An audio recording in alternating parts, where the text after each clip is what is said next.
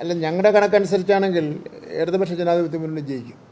ഒരു 5000 വോട്ടിൻ്റെ ഭൂരിപക്ഷത്തിലെങ്കിലും മുന്നണി ജയിക്കാനുള്ള കാര്യമാണ്. കോൺഗ്രസിന് പരമാവധി കിട്ടാൻ സാധ്യതയുള്ള വോട്ട് ഞങ്ങളുടെ ഒരു വിലയിരുത്തൽ പ്രകാരം പത്രങ്ങൾ കൊടുക്കേണ്ട കാര്യമില്ല.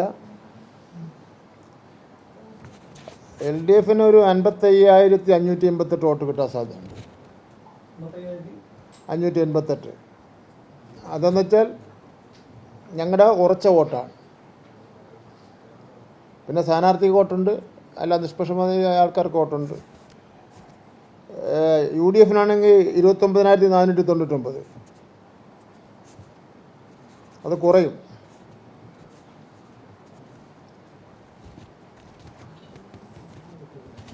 NDAക്ക് 52,982, 52,98,2. മറ്റുള്ളവർ 1075. അപ്പോൾ ഇത് രണ്ടും കുറയ്ക്കുമ്പോൾ എത്ര വരും? ആകെ വോട്ടെന്ന് പറഞ്ഞാൽ 1,71,178. ബൂത്തുകളിലാകെ പോൾ ചെയ്ത വോട്ടിൻ്റെ എണ്ണം 1,38,103.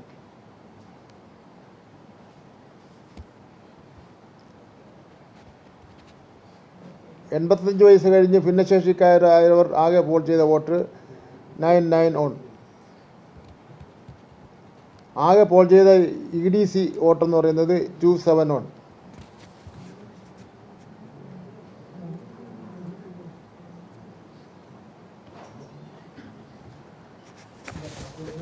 എത്ര വ്യത്യാസം വരുന്നത്? കുറയ്ക്ക്.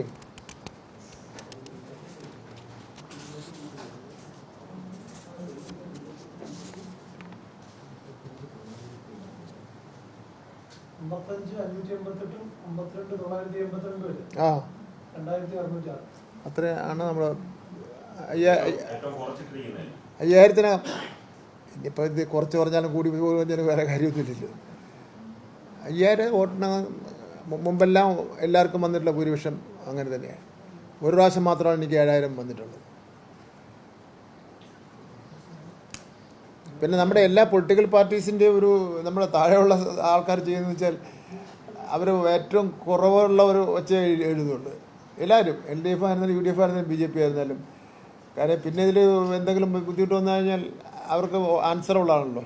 അപ്പോൾ അതുകൊണ്ട് ഏറ്റവും കുറഞ്ഞാകുമ്പോൾ കുഴപ്പമില്ലല്ലോ എന്നുള്ളതാണ്.